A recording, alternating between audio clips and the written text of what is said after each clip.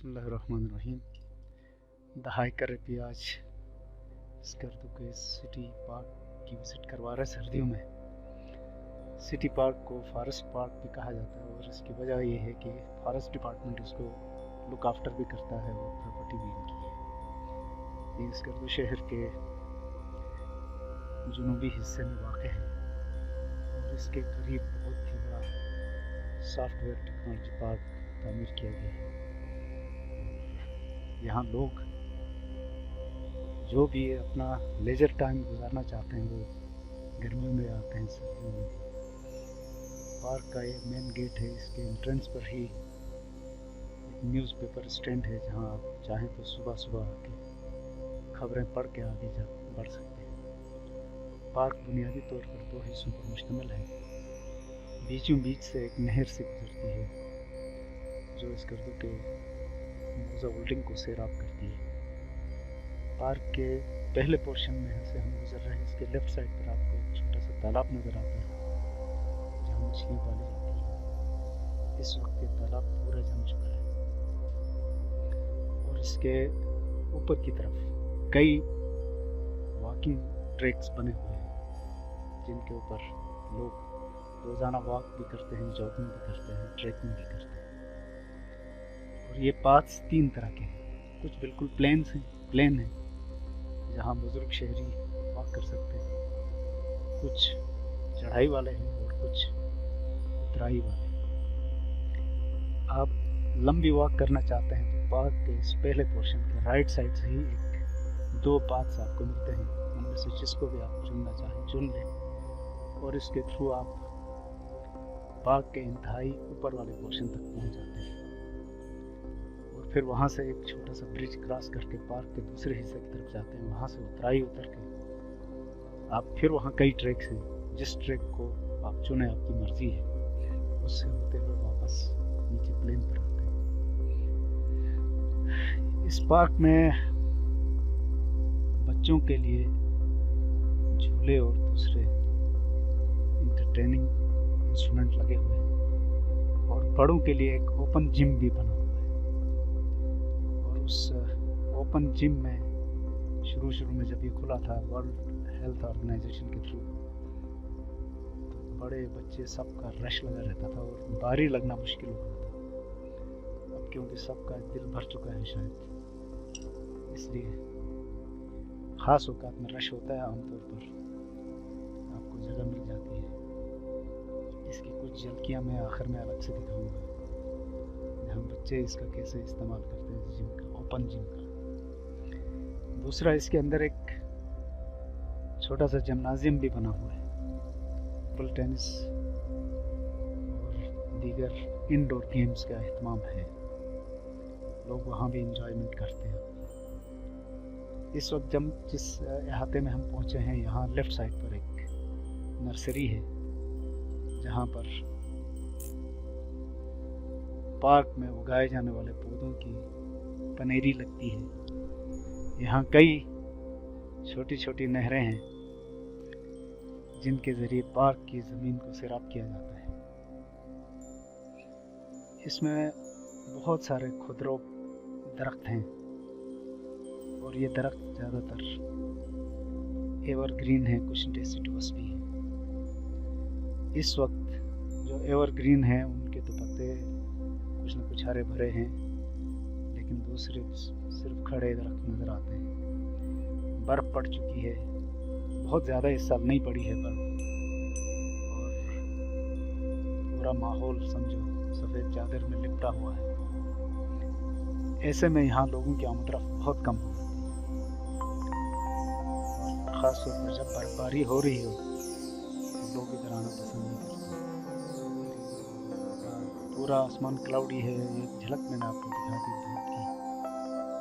सूरज 2-3 दिन के बाद आज ज़रा सा नज़र आने लगा है और इस बात पर आप देख सकते हैं उससे पहले 3-4 बंदे ट्रैकिंग कर चुके हैं। सर्दियों में ट्रैकिंग यहाँ इतना इजी नहीं रहता है। उसकी 2 वजह है। जॉगर्स जल्दी गीले हो जाते हैं, दूसरा यहाँ स्लिपरी बहुत हो जाता है। चढ़ाई उतराई है, स्लिप होने का ख़तरा है। इसके जो एहतमाम करके आएंगे स्लिप होने से बचने का भी और जॉगर्स के गीले होने से बचाने का वही ट्रैकिंग के लिए आते हैं, अदरवाइज कम होते हैं। सर्दियों में ओवरऑल क्योंकि यहाँ का टेम्परेचर माइनस में चलता है, इसलिए ओवरऑल ये वॉकिंग, एक्सरसाइजिंग और जॉगिंग वगैरह कम ही दिखाई देता है।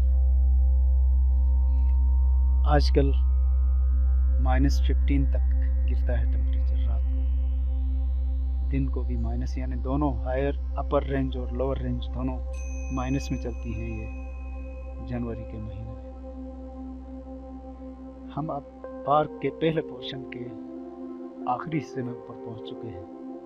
यहाँ से राइट की तरफ मोड़ेंगे तो जो पाथ है वो वापस उसी जगह हमें पहुंचाएगा जहाँ से हमने शुरू किया था। लेफ़्ट की तरफ मोड़ेंगे तो एक छोटा सा पुल है लकड़ी का, जो पार्क के बीचों बीच से गुजरने वाली नहर और सड़क दोनों के ऊपर से गुजरता है। तो ओवरहेड ब्रिज है लकड़ी का, बड़ा खूबसूरत सा बना हुआ है। ऐसे 2 ब्रिज बने हुए हैं, एक पार्क के निचले हिस्सा पर, एक ऊपर। इस ब्रिज से आप ऊपर की तरफ देखेंगे तो पब्लिक स्कूल एंड कॉलेज है ऊपर।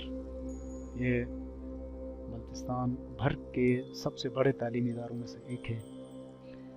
उसके सामने हमारे सामने ये पहाड़ी चोटी है, रियू छुमिक का एरिया नज़र आ रहा है उधर सामने, उधर भी किसी दिन जाऊंगा इंशाल्लाह।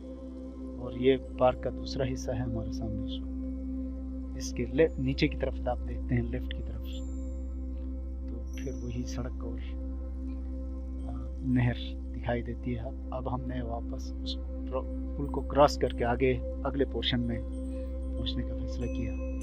जो ही आप पुल से उतरते हैं ओवरहेड ब्रिज से, तो एक ट्रैक लेफ्ट की तरफ है, एक राइट की तरफ है। लेफ्ट वाला ये शॉर्टेस्ट ट्रैक है, हम राइट वाले से जाएंगे ऊपर, थोड़ा सा ऊपर जाके फिर नीचे की तरफ आना।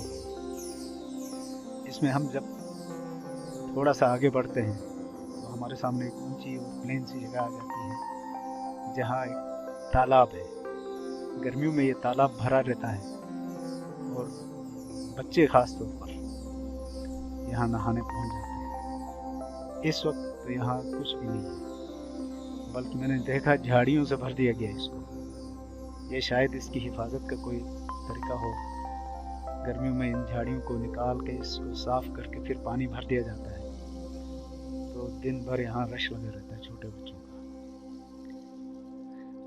और आपको ये भी बता दें कि इस गर्दू में शायद ये वाहिद सरकारी पार्क है जो काफ़ी बड़ा है, नेचुरल कंडीशन में इसको प्रिजर्व किया गया, बड़ा खूबसूरत है। अलबत्ता थोड़ी बहुत गंदगी लोग करते हैं, प्लास्टिक वगैरह रेपर्स अपने छोड़ जाते हैं। अगर इसका एहतमाम हो जाए इससे, हालांकि डस्टबिन लगे हुए हैं जगह जगह, उनको इस्तेमाल करने का कल्चर अभी डेवलप नहीं हुआ, तो उनको इस्तेमाल करना चाहिए, इसकी सफाई का एहतमाम करना चाहिए। मैं बात कर रहा था सरकारी पार्क की, तो ये अकेला पार्क है इस गर्दू में। प्राइवेट पार्क अलबत्ता 2-3 हैं।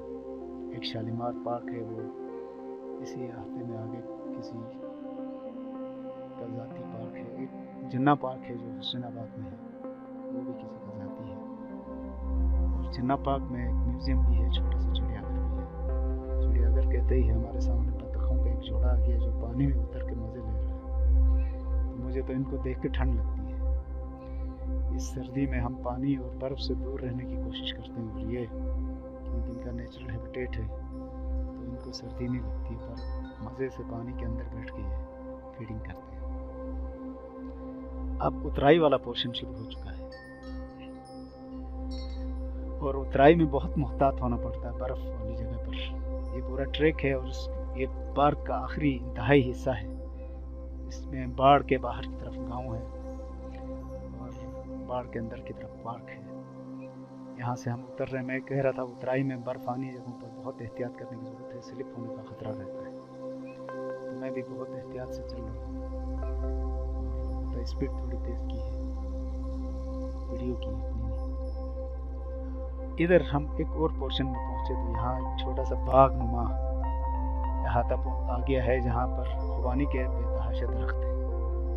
गर्मियों में ये अपना रंग दिखाते हैं, सबसे पहले फूल खिलते हैं, फिर इसमें खुबानी लगते हैं जो शुरू में ग्रीन होते हैं, खट्टे मीठे, उसके बाद पक जाते हैं तो लाल सुर्ख हो जाते हैं, फिर इनके पत्ते भी बहुत खूबसूरत रंग के हो जाते हैं ख़ज़ां में, यानी अपने रंग दिखाते हैं ये पौधे भी गर्मियों में इस वक्त अलबत्ता फीके पड़े, पत्ते गिर चुके हैं। ये ट्रैक पूरे पार्क के बैरूनी अहाते को कवर करते हुए सबसे लंबा ट्रैक है, बाहर से आ जाता है।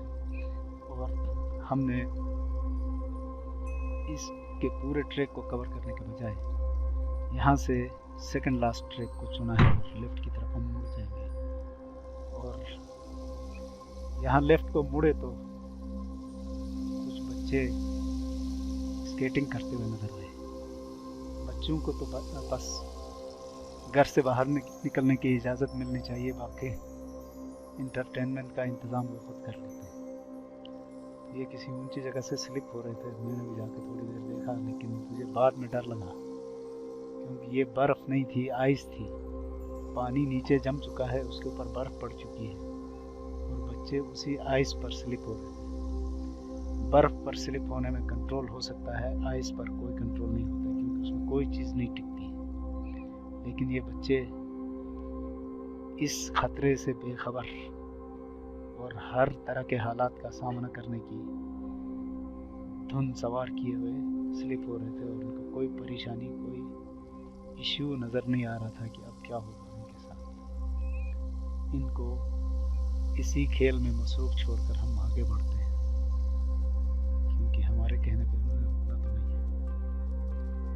है। आगे बढ़े हैं अब हम। यहाँ पर एक ट्रैक है, कई ट्रैक्स इधर आके मिलते हैं और इसी के राइट साइड पर एक बिल्डिंग है, इमारत है जो दरअसल एक कैंटीन के पर्पज़ से बनाई गई थी। और सारे ट्रैक इधर मिले भी इसलिए थे कि अगर कोई साहब थक के रिफ़्रेश होना चाहता है तो यहाँ गर्मियों में कोल्ड ड्रिंक्स और चाय वगैरह, समोसे पकौड़े मिल जाते थे किसी ज़माने में। आजकल ये बंद हो चुका है, पता नहीं क्यों। दरअसल जिस वक्त ये बना था 2002-03 के अशरे में, उस वक्त बड़े इसकी प्लानिंग और इसकी हालत कुछ और थी। बहुत अच्छी हालत में था ये पार्क।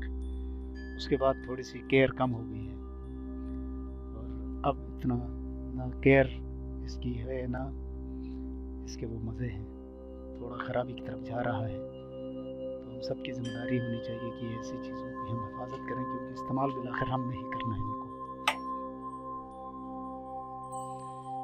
इसमें इस टी स्पॉट के आसपास कई ट्रैक्स हैं, उनमें से एक ट्रैक का हमने इंतखाब किया। नीचे उतर रहे हैं, यहाँ पर छोटी छोटी नहरें भी हैं जो पहले कहा था कि पार्क को इरिगेट करने के लिए बनाई गई है और उन्हीं से होते हुए हम आगे बढ़ते हैं। तो बहुत खूबसूरत ट्रैक्स हैं ये।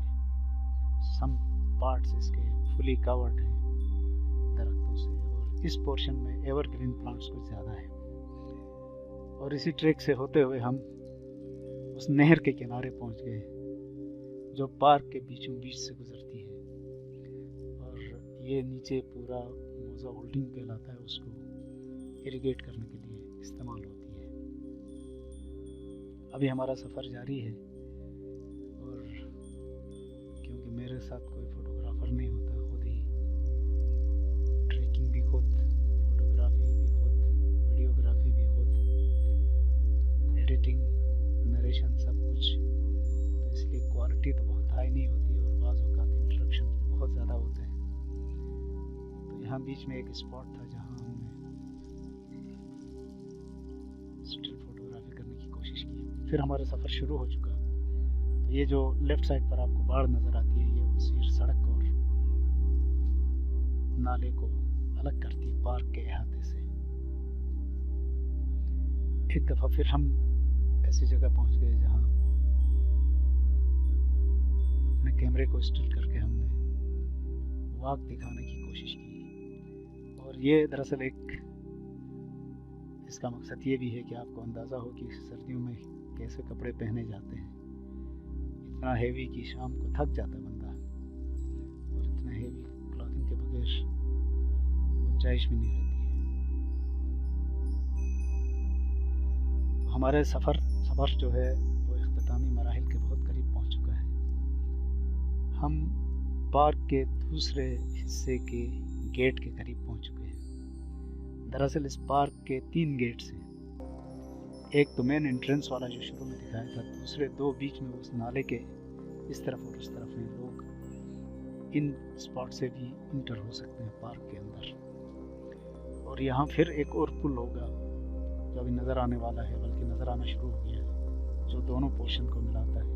तो दोनों पोर्शन सिर्फ इन्हीं 2 ओवरहेड ब्रिजेस के ज़रिए जुड़े हुए हैं और इन्हीं ब्रिजेस के आसपास पार्क का नक्शा और डिटेल्स हैं। अगर किसी को इसमें दिलचस्पी हो तो यहाँ आके उसको मुलाहिजा कर सकता है। दूसरे पोर्शन का निचला पार्क के दूसरे पोर्शन का निचला हिस्सा उस तरफ ये है। हम वापस हो गए यहाँ से, इस ओवरहेड ब्रिज को क्रॉस करके इस तरफ आएंगे तो हम पहले वाले पोर्शन में पहुँच जाएंगे। ये वो सड़क और नाला है जो पार्क के बीचों बीच से गुजरता है और उसको 2 हिस्सों में तकसीम करता है।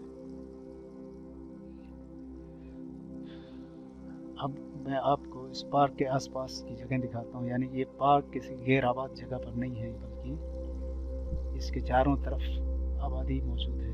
तो ये सिटी के बहुत नज़दीक है। हसन सतपारा चौक से 10 कदम के फासले पर ये मौजूद है।